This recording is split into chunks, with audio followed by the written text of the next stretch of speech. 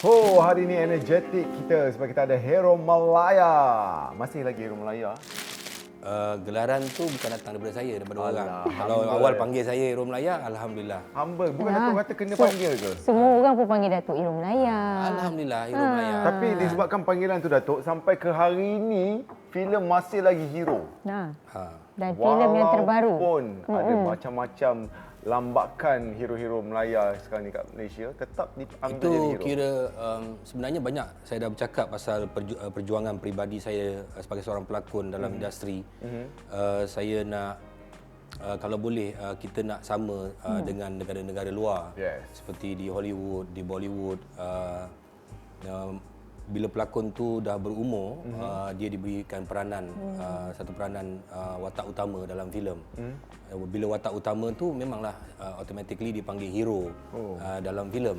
Sebenarnya ianya jarang berlaku di negara kita. Sekejap, masalahnya Datuk dia dah jawab terus dah. Kita baru nak mukadimah Datuk Rosyam. No. Habis dah awak tanya soalan. Tak ada, saya tak tanya soalan. Oh, macam tu mukadimah dia? Itu mukadimah dia. Oh, okey. Ini bukan macam hitam putih Datuk. Tak adalah. Ini kuning, biru, hijau, kuning, merah, hijau semua ada. Apa tajuk ni podcast ni? Tajuk dia Oh, tak ialah buka tajuk lagi. Unwrap. Oh, Sambung Andre. Datuk. Kisah Datuk tak boleh sambung dah. sebab saya rasa saya kat set dengan dia hitam putih. Okey. Untuk pengetahuan anda, Datuk Rosyam dengan Datuk Nana ni dia ada podcast hitam putih sebelum ni yang kita memaparkan isu-isu semasa, isu-isu viral, isu-isu yang menggemparkan industri. Berapa jumlah tontonan kita, Datuk? Ya? Berapa jumlah tontonan kita? 75 juta. Wah, 75 juta. Juta. Juta, Season pertama, kedua, ketiga. Season keempat akan datang. Wah, juta-juta lah dia main. Mesti saya dengan Datuk Rosyam memang juta-juta je. Okey, dan hari ini Datuk Rosyam dijemput. Bukan sebab aku pun, sebab dia. Sebab dia. Ya? Sebab Orang nak dia. tengok Datuk Nana. Mana Dia dia? ada kat billboard. Kita tak ada kat billboard. Tapi Betul, sebab betul. siapa yang viral? Saya viral biasalah. Kalau dalam persembahan apa sekalipun dalam musim sekarang dipanggil revolusi social media, dia ada macam dulu ada majalah apa semua kan. Dia kadang-kadang kita tengok bad publicity is a good publicity. Ya. So Datuk berpaksikan bad publicity is good publicity. No, sebenarnya isu viral ni tak ada semua orang minta viral. Sebenarnya viral tu terjadi dengan sendiri, dia organik. Secara tak Jadi sengaja. kita tak boleh. Because in 1 second dalam dunia ni ada berjuta-juta konten yang keluar dalam social media. Tapi untuk menempatkan sesuatu konten secara viral tu bukan kehendak kita. Nasib, ini nasib. Sama ada dia buruk ataupun baik. Sebenarnya apa yang saya paparkan sebenarnya critical thinking. Critical thinking supaya rakyat Malaysia berfikir secara terbuka dan memberi jawapan-jawapan dalam masa konteks zaman hari ini. Jadi kalau kita tak cakap pasal zaman hari ini, pasal negara-negara luar lain, rakyat dia berfikiran terbuka dan berfikir. Kalau kita masih lagi tidak ada critical thinking dalam kehidupan kita, maka kita akan menjadi satu bangsa yang ketinggalan belakang. Tapi dia kata, Datuk, kalau kita nak bandingkan kita dengan negara luar, negara kita ni masih lagi orang kata berteraskan adab, sopan, agama, budaya tu yang susah untuk kita pecahkan tempurung tu sebab kita pula? masih lagi berpaksikan kepada adab sopan. Tapi itu memang budaya kita tu kan. Adab budaya. sopan. Ya, memang kalau kita tengok kita tak akan tinggal adab dan budaya kita. Tetapi apa yang kita paparkan cuma kita ingin menarik balik bahawa adab dan budaya khasnya bangsa kita tu semakin ditinggalkan. Jadi kita ni banyak sebenarnya kalau tengok kita sebagai rakyat Malaysia, kita banyak terpengaruh dengan budaya luar, cara hidup luar, cara pemakanan luar. Tak seperti dulu. Jadi ini membuatkan bangsa kita tu seperti bangsa yang terikut-ikut dalam fashion apa pun. Kalau kita cakap dalam konteks kehidupan kita hari ini, kita banyak terpengaruh. Kerana negara kita pernah dijajah dan jadi maknanya bangsa kita tu banyak terpengaruh. Kalau contohnya paling mudah, kalau kita jumpa dengan orang Indonesia contohnya, kita cuba berdialek cara Indonesia. Kalau kita jumpa dengan orang Bangladesh, kita berdialek cara Bangladesh. Kalau kita nak berbahasa Inggeris, kita cuba logat macam British accent ataupun US punya American accent. Ini ini yang menjadi persoalan kenapa kalau kita tengok orang India bercakap bahasa Inggeris pun dia ada lenggok dia. Betul. Orang Indonesia dia ada lenggok dia berbahasa Inggeris.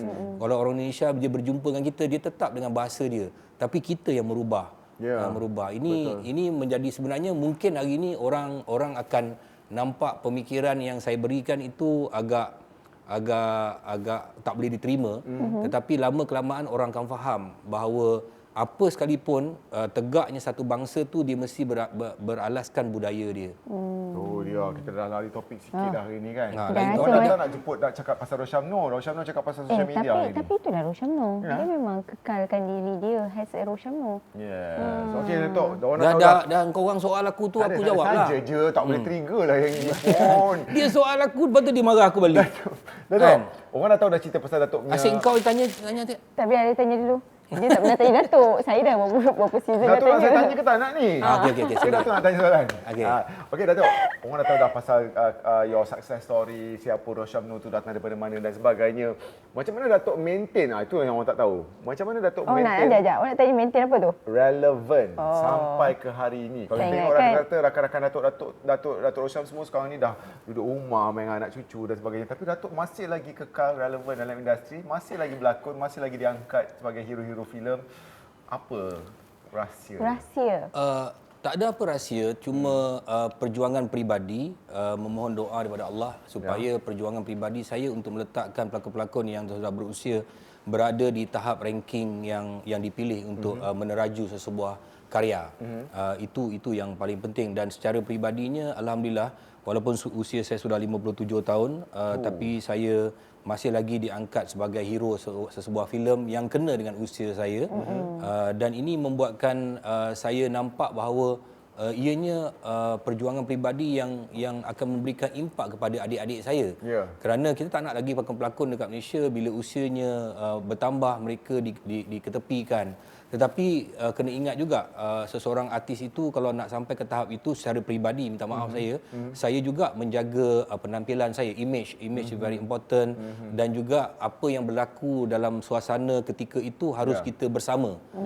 Jadi ada juga kita tengok kadang-kadang bila datangnya social media contohnya, satu platform baru menerjah dunia, ada juga pelakon-pelakon yang sudah berusia menidakkan perkara itu.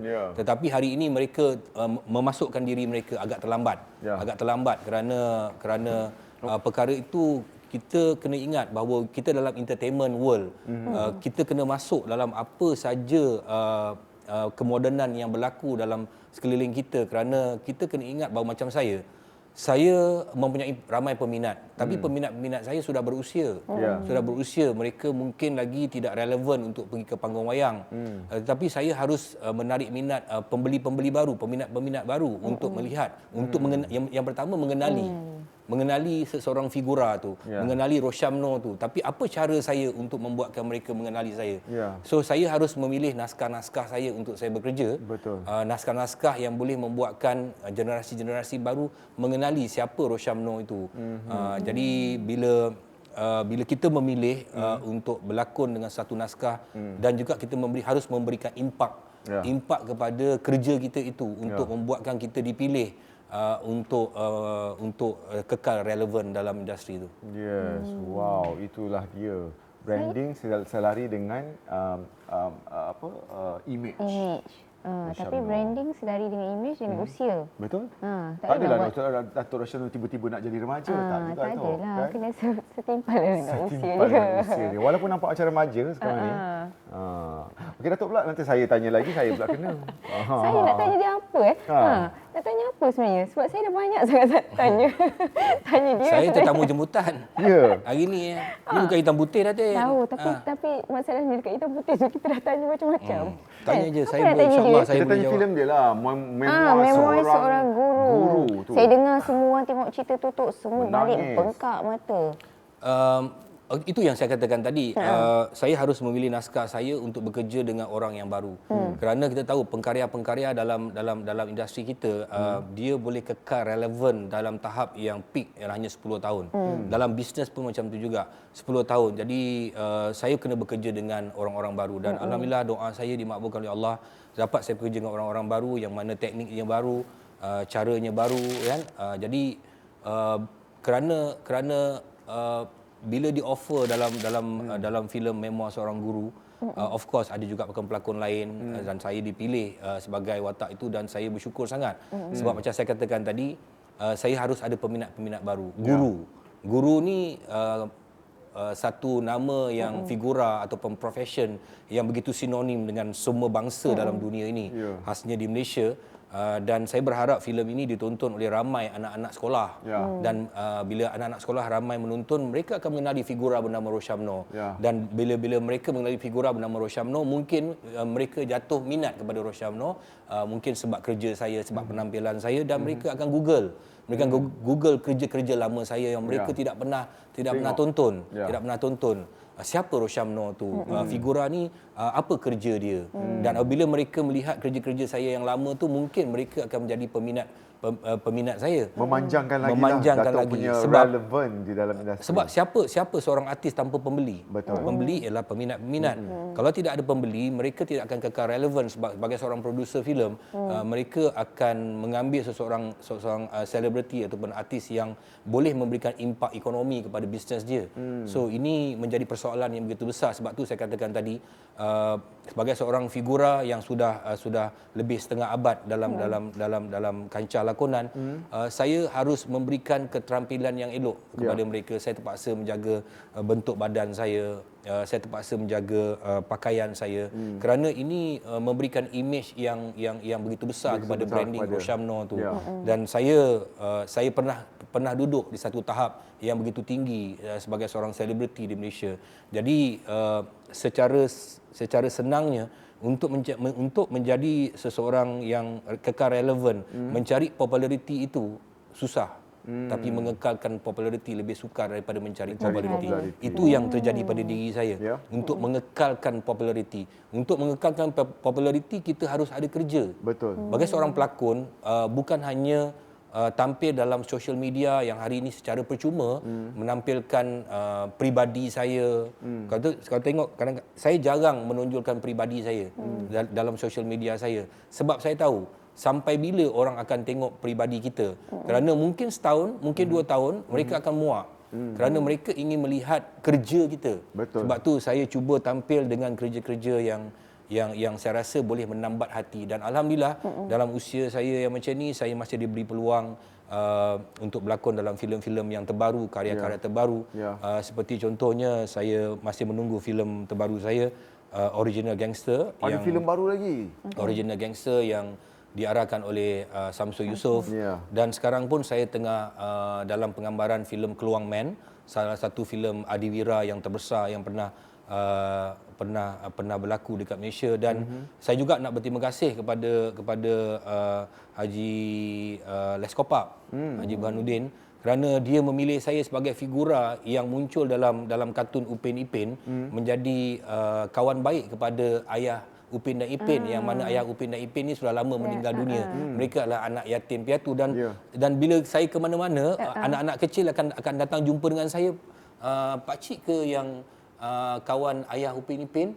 So saya dapat pembeli-pembeli baru, peminat-peminat baru. Mereka mengenali Roshamno. Dan inilah yang saya katakan, saya perlukan sokongan daripada karyawan-karyawan muda, memberi peluang pada saya. Kalau mereka menilai bakat saya, mereka harus beri peluang pada saya. Beri peluang. Dan salah satu lagi, saya rasa mungkin disebabkan saya diasah, saya diajar tentang disiplin bekerja, membuatkan ramai yang senang, orang-orang baru senang bekerja. Kalau mereka sebelum ini tidak mengenali saya, mungkin mereka takut. Mereka takut, dan saya tidak meletakkan diri saya sebagai diva. Apabila sampai ke satu set penggambaran, saya masih lagi maintain diri saya seperti Roshamno yang di luar. Saya tidak pernah membawa diri saya sebagai Roshamno di luar, tetapi saya membawa diri saya sebagai seorang anak setinggan, yang mana kalau mungkin jumpa saya kat luar, I'm very simple person. Saya mungkin berselipar. Dan itu life saya. Saya tak boleh tinggalkan life saya. Cara saya bercakap. Tapi bila mereka memberi peluang untuk saya dalam sesuatu filem atau sesuatu karya mereka, saya cuba penuhi apa yang mereka impikan, apa yang mereka bayangkan untuk membentuk satu dunia ciptaan manusia tu. Datuk dalam filem-filem Datuk yang sebagai hero sebagainya dan sebagainya adalah Datuk di offer ataupun Datuk invest sebagai producer ataupun Datuk keluarkan duit untuk pump sikit duit. Kebanyakan filem-filem saya di offer. Sebagai pelakon saja? Sebagai pelakon saja. Saya tak ada. Adalah rancang dengan satu datuk tu tapi sampai sekarang tak jadi-jadi kan. Tak, kalau kita Padahal tak ada rancang pun. Dia rancang kan. kalau kita tengok- Susah sangat nak bekerja dengan dia kan sekarang. Dia lah dah popular. Siapa Adalah datuk tu perempuan. Datuk, kalau kita tengok Hollywood kan, pelakon-pelakon Hollywood macam George Clooney, yang pelakon-pelakon yang Tom Cruise, mereka produce filem mereka sendiri dan mereka lakonkan. Tapi Datuk tak ada ke nak buat menjurus macam ke tu? arah tu? This is a gamble business. Gamble business satu pelakon Hollywood lain, mereka mempunyai kewangan ataupun ekonomi yang kukuh, yang besar dan mereka melihat bahawa filem itu adalah satu industri yang besar. Kerana filem Hollywood dia boleh menerjah ke seluruh dunia, bukan filem Malaysia. Jadi kita dapat bayaran di Malaysia tak seperti mereka. Mereka dapat bayaran mungkin setengah daripada bajet filem tu. Jadi untuk mereka menerbitkan filem di bawah naungan mereka saya rasa tak ada masalah. Betul. Tapi bukan di Malaysia. Di Malaysia kita sebagai pelakon kita seronok untuk bekerja dan adalah duit. Orang cakap bukan boleh kaya. Pelakon dekat Malaysia ni bukan boleh kaya tapi alhamdulillah Boleh nak dibandingkan selesa dulu dengan sekarang. Dulu seksa, sekarang selesa. Kaya tidak, dulu seksa. Kita tengok ramai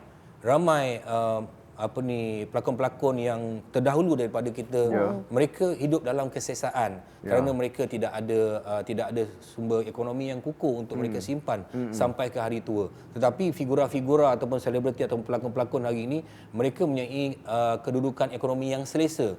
Kerana mereka bukan hanya mengharapkan filem semata-mata ataupun nyanyian semata-mata, tetapi mereka sudah ada social media. Social media ni banyak membantu untuk sumber ekonomi yang lain. Setuju. Okey, Datuk. Saya rasa Datuk dah banyak sangat cakap. Ya. Datuk ambil air ni. Kita suruh Datuk makan dulu nak. Datuk minum. Peganglah. Manja, nak memanja dengan Datuk Nana. Kita dengar. Ayuh. Asal pahit ni? Pahit. Apa Datuk? Pahit. Dia tak Manisnya ada kat sini. Apa kata? Kan, sebab manis kan? Oh, manisnya ada kat Okey. sini. Datuk Roshan. Saya nak tanya sangat soalan tu, tapi tak apa Datuk terus dulu. Manis ni. Manis kan? Manis. Tapi jangan mimpi lah. Apa kata kita dengar dulu lagu ni. Jangan mimpi lah bro, bini orang bro. Ini orang. Bini orang jangan mimpi lah bro. Kita saksikan.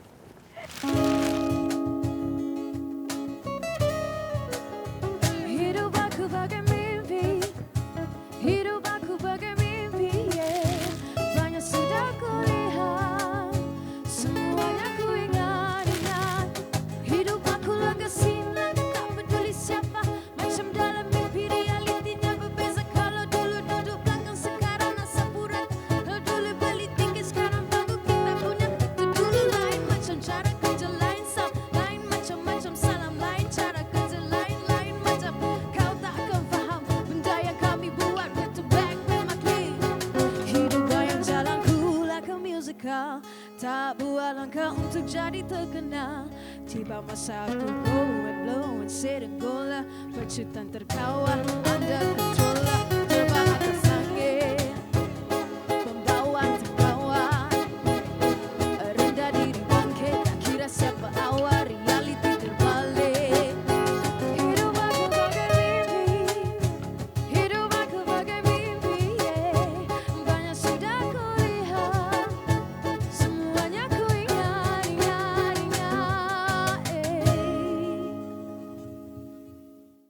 Dia bagi Datuk Roshan je Mia makan, kita tak makan. Hidup ini bagai mimpi ya. Ya.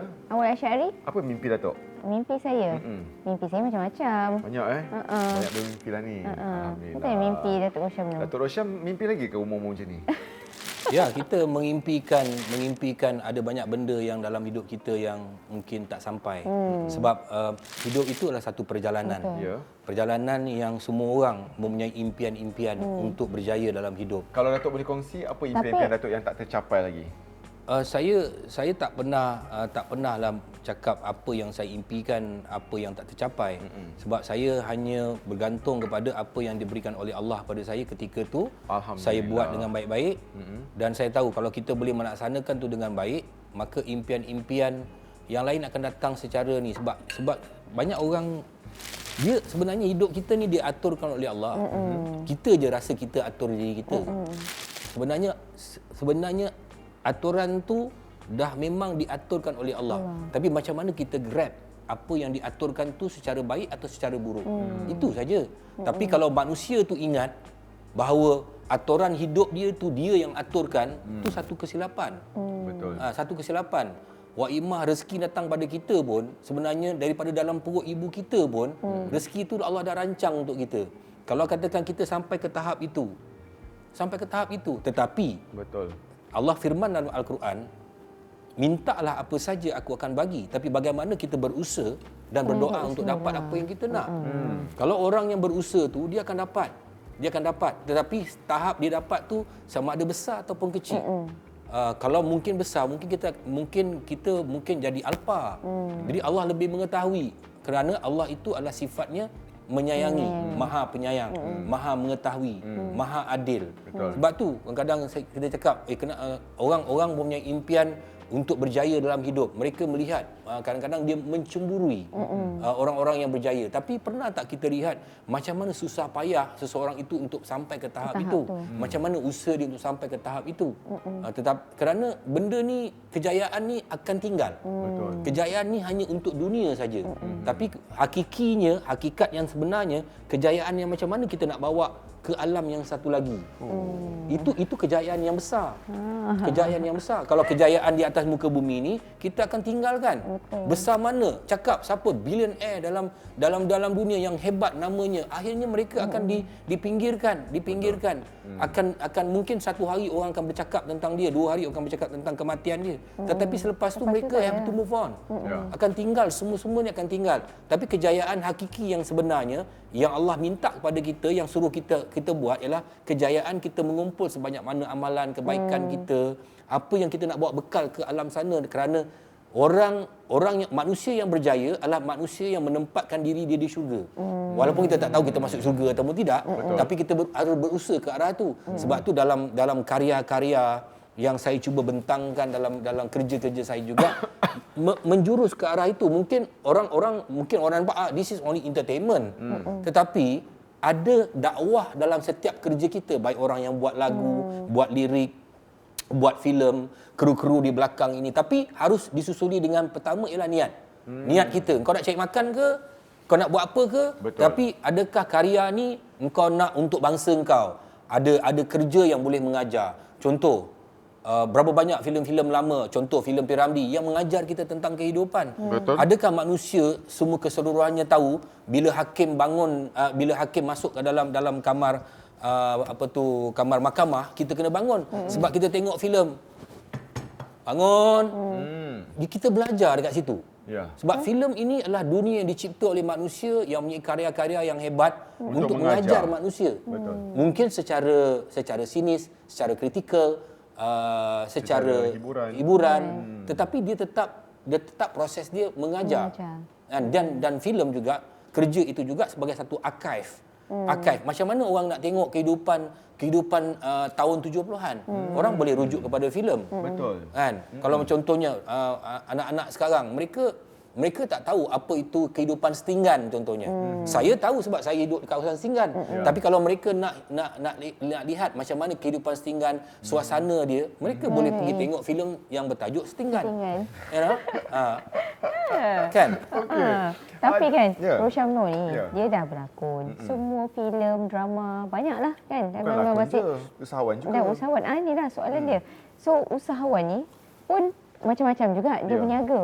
Ada Rosyamat, ada produk kebun kesihatan, kata bawa ada cempedak tak ada bawa macam-macam. bukan kita sikit hari ni. Tapi kan Datuk rasa sampai bila nak berlakon dan fokus pada perniagaan Datuk yang ada banyak-banyak tu? Saya akan berlakon sampai bila-bila selagi diterima. Sebab itu adalah kerja saya yang saya minat, yang saya dah buat 39 tahun. Okey. Takkanlah saya nak tinggalkan seorang sahabat yang saya dah kenali lama kerana saya dapat sahabat baru. Begitu juga kerja saya. Kerja saya ialah lakonan, dan lakonan itulah mencabangkan kepada bisnes-bisnes yang lain. Dan bukan semua orang boleh dapat berlakon macam saya. Betul. Berapa ramai, berapa ribu orang mengimpikan. Dan daripada situlah branding Rosyam Nor dikenali. Betul. Dan daripada situlah saya memulakan perniagaan-perniagaan yang lain. Tujuan dia simple saja. Berlakon dekat Malaysia ni, dia tak memberikan duit yang banyak. Betul. So, saya semakin berumur. Saya punya overhead, saya punya kehidupan harian makin bertambah. So, adakah dengan lakonan saja saya boleh kekalkan apa yang saya ada, cara kehidupan saya yang saya ada hari ini? Bukan, walaupun tak mewah, tapi boleh kekal tak? Saya tidak mahu bila saya dah berumur, orang dah tak nak ambil saya berlakon, lepas tu saya terpaksa meminta-minta. Jadi saya masa tu saya dah berfikir, apa aku nak buat selepas nama aku tidak lagi diterima oleh masyarakat? Okey. Perniagaan. Ya. Dan saya mula berniaga dengan membuka syarikat penerbitan Suhan Movies and Tradition Berhad. Alhamdulillah, daripada satu syarikat yang tidak mempunyai, ofis saya besar ni je. Alhamdulillah sekarang ni saya telah meletakkan Suhan Movies ke tahap salah satu production house yang begitu besar yang untuk production di Malaysia. Dan daripada situ juga saya cambahkan rangkaian perniagaan-perniagaan saya. Alhamdulillah, impian saya masa ketika usia saya 13 tahun. Masa tu saya dah bekerja, petang saya sekolah, saya bekerja kat kedai runcit. Saya mengimpikan saya nak buka mini market. Paling tidak lah kan, konon-kononnya nak buka mini market. Tapi alhamdulillah selepas umur saya daripada umur 13, umur saya 50. 50 baru tercapai, tiba-tiba saya buka ST Rosyamat. Walaupun saya berkongsi dengan rakan yang lain, tetapi saya berjaya meletakkan branding Rosyam Nor sebegitu gegah di situ. Dan ini banyaklah kata-kata mulut-mulut yang mengata, oh saya ni dengan Cina lah, dengan apa. But saya tolak tepi, business is business. Business is business. Dan daripada situ juga, siapa sangka saya membesar di Tanah Haram. Tanah Haram, kawasan Stinggan tu Tanah Haram lah, sebab kita ceroboh tanah orang. Pacak rumah, tinggal kat situ, berpuluh-puluh tahun tinggal kat situ. Dan akhirnya Allah bagi saya tanah seluas 175 ekar di Pahang untuk saya memulakan saya punya pertanian. Kerana saya juga dibesarkan oleh pertanian oleh arwah bapa saya. Kerana di kawasan Stinggan masa tu rumah tak banyak lagi, arwah bapa saya tanam serai, tanam ubi, mak saya bela ayam. Bela ayam bulan 6, bulan 12 ayam dah boleh jual. Dengan duit tu juga untuk buka sekolah. Saya nampak bagaimana ibu bapa saya dia merancang kehidupan. Dia merancang, walaupun kami orang miskin, tetapi tetap seorang ibu dan ayah itu merancang bagaimana untuk membesarkan anak dia. Walaupun dia tak hebat mana, tapi bagi saya cukup hebat. Kerana saya membesar. Saya membesar, dia beri pelajaran pada saya. Walaupun bukan dia yang mengajar, walaupun mak saya buta huruf, tetapi dia press untuk anak dia bersekolah. Tanggungjawab dia. Dan daripada situ saya, bila kita bercampur kita mengenali. Kita mengenali, dan saya dihantar ke sekolah bahasa Inggeris. Walaupun ada ramai majoriti kat tempat saya ni, bukan majoriti lah, adik-beradik saya je pergi sekolah bahasa Inggeris. Sebab sekolah bahasa Inggeris ni kena bayar yuran. Kena bayar yuran. Sekolah kebangsaan Melayu tak payah bayar yuran. Betul. Jadi adalah kata-kata oh tak sedar diri, dah lah susah anak-anak sekolah bahasa Inggeris. Memang kadang-kadang yuran pun saya lambat bayar. Kadang-kadang sampai ujung tahun baru bayar, kumpul duit, mak saya kumpul duit. Tapi di situlah percampuran. Percampuran membuatkan minda kita berkembang. Kita mengenali orang yang lebih ekonominya lebih baik. Sebab bukan hina sekolah Melayu tu. Tapi kawan-kawan yang ada kat dalam kawasan Stinggan. Ini saya harus memberikan satu ucapan setinggi-tinggi tahniah kepada arwah bapa saya.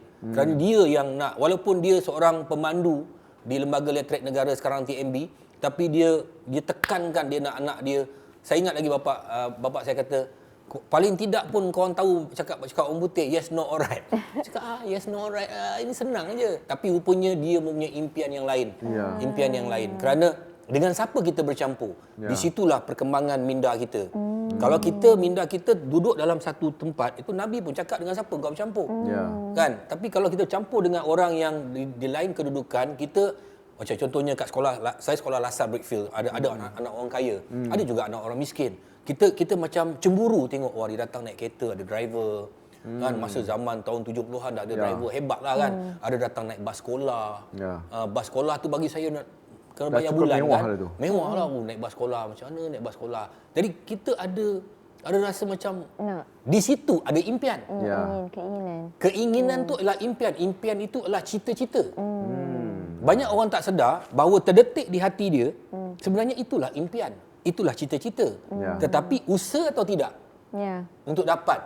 Jadi impian ni jangan hanya berimpian ketika itu. Impian ni harus impikan. Dan sampai dapat lah. Impikan. Jadi bila kita impikan, impian itu adalah doa. Walaupun terdetik di hati kita, Allah tahu. Jadi hamba aku ini, dia nak benda ni. InsyaAllah Allah akan bagi. Itu dia. Datuk cakap. So, no wonder lah your English so good ah. Not really influenced, but okay. I Not can really understand. fluent, not really fluent. Datuk, saya nak tanya kan, Datuk punya cara cakap ni kan, macam ahli politik, Datuk tak teringin nak terjun dalam bidang politik? Jadi why be Datuk Roshan? Dalam bahagian Datuk kalau ambil pantai dalam, Kerinci ni hebat ni. Orang yang main politik ni dia mesti bermula dari bawah, keinginan. Datuk tak ada keinginan? Saya tak boleh sebab saya tak boleh mendengar masalah orang. Datuk rasa nak tolong? Saya sendiri pun banyak masalah. Aku sendiri pun banyak masalah. Dia datang, Tuan YB, saya ada masalah ni. Aku punya masalah. Punya jalan lah kan? Kan Datuk kata Datuk nak menolong orang. Especially ibu-ibu tunggal. Cara menolong ni ada banyak cara.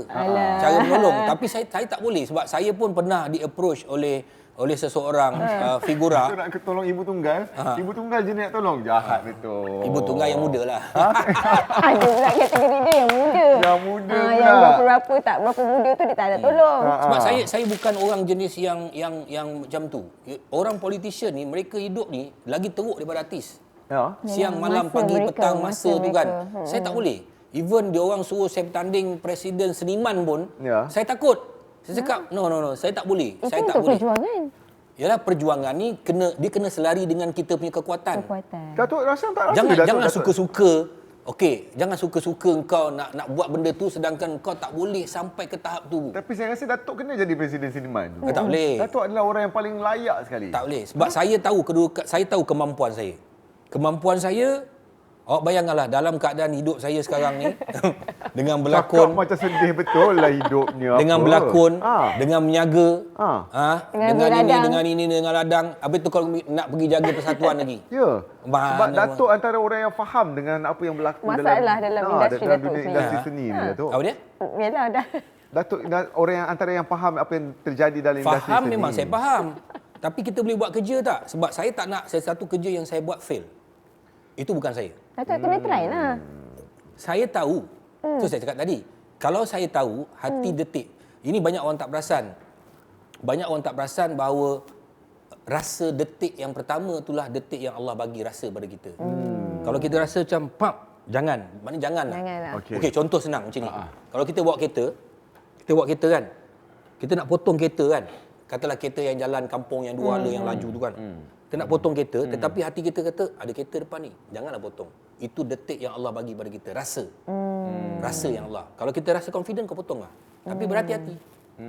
Itu cara jangan buat benda yang kau tak tahu buat. Okey, saya nak tanya Datuk lah pasal isu-isu sekarang yang tengah terjadi ni kan. Isu apa? Datuk kan merupakan anak seni kan. Jadi sekarang ni kan isu-isu yang macam Palestin, Gaza dan sebagainya kan. Yang artis-artis kalau tak bersuara akan diboykot, artis-artis kalau tak menunjukkan solidariti akan diboykot. Jadi Datuk sebagai anak seni, kenapa Datuk tak rasa ke kenapa tanggungjawab yang besar tu diletakkan di bahu selebriti dan tidak kepada bahu-bahu orang-orang, contohnya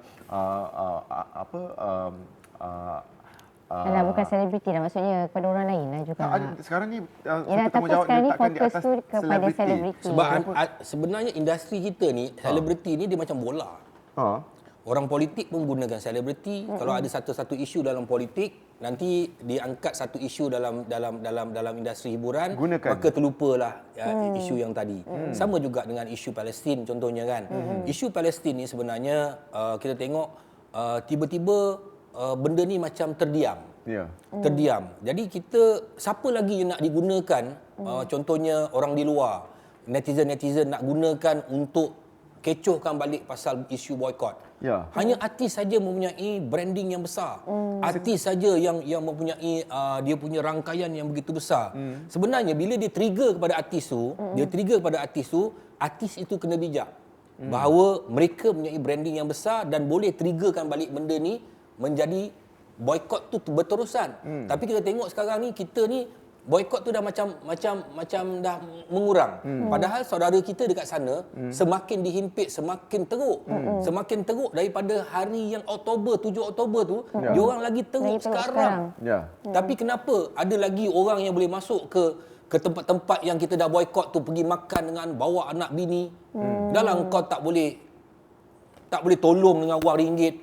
Kita tolong dengan cara boykot. Ini je cara dia. Nak pergi perang, siapa yang boleh pergi perang sana? Siapa kita tak mampu nak pergi perang?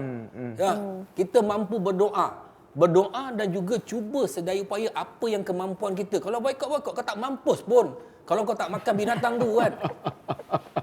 Tapi kan orang kata kan, okey, selebriti setakat itu aja, tapi sebenarnya orang ada pihak yang lebih powerful, contohnya ahli politik, yang ada kabel, yang ada connection dengan negara-negara yang lebih berkuasa lagi. You kena ingat satu, okey, bila cakap pasal ahli politik, bila cakap pasal pemimpin negara, dia akan membabitkan G2G, government to government, which is lagi efektif. Ya, tapi kita kena ikat kedudukan dia orang di mana. Dia orang tahu kekuatan dia orang kat mana. Kalau dia orang buat macam ni, mungkin ada sekatan, ada itu. Jadi kita sebagai seorang rakyat Malaysia yang ada selebriti dalam ni, no problem. Kita boleh bersuara. Sebab apa? Negara luar seperti Amerika, dia tak boleh buat apa kat kita orang. Dia dah boleh buat apa kat kita orang. Boykot, kau nak boykot aku tak boleh. Itu je. Tapi kalau dia boykot negara kita, sebab kita ni kan negara yang kecil. Negara kita kecil, ada kuasa dunia. Nak tahu tak kuasa dunia? Siapa kuasa dunia itu? Fahamlah cakap saya. Kuasa dunia tu siapa? Jadi kalau kuasa dunia ini dia berkuasa, engkau kecil kat bawah tu, dia pijak engkau. Bukan kata ahli politik tu je mati, kan kita satu negara mati. Jadi kita secara dalaman gunakan artis, no problem, kita buatlah. Jadi saya berharap kepada rakan-rakan artis kita, janganlah kita macam tiba-tiba macam alamak, siapa semua nak bantai artis? Sebenarnya kita ni sebenarnya banyak pahala dia. Banyak kuasa dia untuk membesarkan banyak pahala kita. Nawai tu kita niat kita, okey tak apa. Bila dia buat macam ni, benda tu akan jadi kecoh. Cuba katakan dia orang tak buat benda macam tu, tak kecoh lah benda ni. Tak menyedarkan orang. Jadi hanya artis kat Malaysia saja yang boleh kembalikan balik isu ni besar. Betul. You know? Itu kekuatan selebriti kat Malaysia. Awareness tu. Apa? Siapa nak support lagi? Hanya last kali artis lah. Berapa banyak artis punya sumbangan ke arah benda-benda macam ni yang mungkin tak diiktirafkan, tak nampak. Tetapi saya beranggapan bahawa alhamdulillah, sebenarnya artis-artis kat Malaysia ni sebenarnya banyak sumbangan dia. Sebenarnya secara tak sedar banyak pahala-pahala.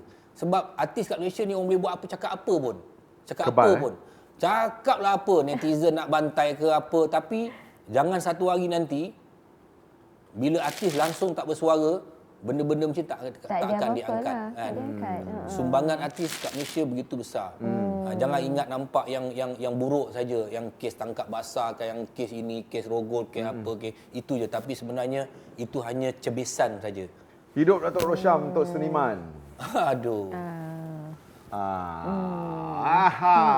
Asal kau tak ada soalan dah? Tak ada soalan dah, nak habis dah. Habis dah. Datuk tahu tak? Datuk cakap dah habis dah tu. Datuk cakap pun dah habis dah. Lepas tu soalan pun saya tak boleh cakap. Itu biar aku duduk seorang-seorang, aku pasang kamera je. Ya. Kan? Aku buat kat rumah Alah. Okey, sekarang ni Datuk pinjam wallet Datuk ya. Wallet apa? Wallet je kejap. Tak ada dalam kereta. Orang nak tengok wallet Datuk kejap. Wallet? Tak ada. Apa ada dalam wallet Rosyam no? Oh, aku ada hutang lah. Okey, tak pernah tengok screen wallpaper Rosyam. Tak, Datuk tak bawa Datuk punya ni Wallet tak bawa. Device Datuk. Device? Device tu apa? Yang tu. Datuk punya beg kecil tu. Beg kecil tu. Beg kecil apa? Beg Levi's. Oh, tak bawa ah. Itu dah ada buang lah. Janganlah tukar wallpaper tu. Tengoklah, tengok gambar siapa letak situ. Gambar apa? Gambar macam mana nak tengok wallpaper ah? Tunjuk kat kamera. Tekan tepi tu. Apa ada kosong? Alamak, dandan kosong. Dia dah tukar ni tadi. Tak, dia memang. Tak. Datuk memang. Asal aku nak tahu gambar aku kat sini pula? Bukan tahu gambar Datuk. Oh, itu? Gambar siapa-siapa. Gambar siapa? Kat isteri? Ha? Isteri kat sini. Oh, isteri kat situ. Gambar cucu. Selalu orang tahu dah. Semua gambar kat sini. cucu. Orang yang special aku letak kat sini bukan letak kat wallpaper. Wallpaper ni duduk orang boleh tengok. Anak-anak isteri aku semua, cucu aku semua kat sini. Bukan kat sini. Mulut Sebab apa kau manis. tahu kat sini nak buat apa? Mak, Jatuh dah. Okey. Alah, marah pula dia. Tak ada. bukan marah. Orang kata nak teringat lah bila tengok phone tu, tengok anak isteri. Oh, macam tu, ingat. Yalah. Itu kau lah, zaman kau lah. Datuk Red tahu muka Adira dekat jam dia. Ya? Ha. Oh, itu Tak apalah, tu cara mereka cara berbeza. kan? Datuk Nana sepatutnya side saya. Taklah, cara saya set dua-dua. Datuk Cara tahu pasal apa dia berbeza-beza. Datuk punya Dia wallpaper memang tu? Lagi dia apa lagi dulu. kau nak tengok ke dalam poket aku ni? Ha? Apa? Apa dia? Datuk Nana tahu ni. Ni ada. Mana ada apa? Ni. Kosong. Okeylah. Sweet lah. Sweet sangat dia. Ini masa yang kita ada bersama Datuk Rosyamno. Banyak sebenarnya topik yang kita dah Kita tanya satu Tak, soalan, aku dia tak dah tahu jawab apa benda yang jawab. kau nak tahu sebenarnya. Dah Soalan dia tahu macam dah tahu dah. Banyak dah Datuk cakap. Semua tahu yang dah. Datuk cakap tu semua adalah yang terbaik. macam bosan ni. Aku dah bosan best dah. Alah, Kita warna 90 juta orang tengok cerita ni. Cerita ni. Bukan nak cakap apalah. Ni episod yang terakhir je pun. Oh ya ke? Yang last minute panggil aku ni. Kau nak tahu sebenarnya dia orang ni panggil aku last minute bila ada orang tak datang dia panggil aku Mana last minute. dia? Ini Datuk Nana ni awal ni dengan Irma Fatimah. Dia orang ni memang bila last minute baru cari aku kan. Inilah dia Tapi kawan-kawan. dia sahabat. Sahabat Dia apa? Sahabat. Sahabat. Bila kita panggil dia datang. Itu dah betul sahabat dia. Sahabat. akhirat. Bila tak ada masalah dia buang. Tak baik Datuk. Dia orang ni kan. Datuk, Tak ada. Datuk dah berapa 3 season. Ada kita putih nak masuk season keempat. Takkan dah tak ada lagi. Dia nak buat ke sikit membuat ni? Dia mana buat? Dia mana berani? Apa saya tahu ni? Dah aku pula jadi hal. Dah Kau nak tanya tahu sekarang Datuk ni. Nana ni sebenarnya dia tak berani. Dah. Dah Saya apa tak dah? kena wakil untuk Nampak? saya. Dia bila viral je dia lari. Mana ada? Tak ada Ni dah mana? orang yang Ada penakut. mana? Kan? Okey dah. Sampai di sini saja kita. Ada aku malas tau ajak dia. Kita unwrapkan cerita ni Datuk. Kisah di sebalik. Saya pun awal Datuk saya menyusun 10 jari mohon ampunan maaf kalau sepanjang saya bercakap ni but this is cara saya. Adalah Cara okey je. saya ni kan. Datuk Rosyam semua orang kenal Macam Datuk. memang macam tu. I mean saya tak nak saya boleh je bercakap. Sebenarnya Bosan dalam lah hidup gitu. saya boleh berlakon. Tapi bila saya pergi ke podcast ni this is me. Ya. This is cara saya bercakap. Yes. Itulah dia Rosyamno. Terima kasih kita ucapkan kepada Datuk Rosyamno dan kepada anda yang menonton dekat rumah tu. Saya korang pening kan. Kita tanya 5 soalan je. Datuk jawab dengan begitu panjang 15. 1 jam Essay. habis. Itu yang best Datuk Yes, Rosyamno. betul. Semoga terus sukses dan Amin. sentiasa dikurniakan kesihatan. Tolong doakan saya berkepanjangan. kat luar sana. Amin. Okey Datuk. Okey, Kalau tahu Datuk. siapakah tetamu kita minggu depan? Kau dah lupa dah skrip. Itulah dia. Kepada anda semua nak tahu siapakah tetamu kita minggu depan dan topik apa yang kita akan bincangkan. Dalam Unwrap. Unwrap, kisah di sebalik spotlight. Bersama saya Awal Asyari. Dan saya Nana Hassan. Dan istimewanya yang episod ini bersama Datuk Rosyamno. Rosyamno. Jumpa lagi. Assalamualaikum. Unwrap.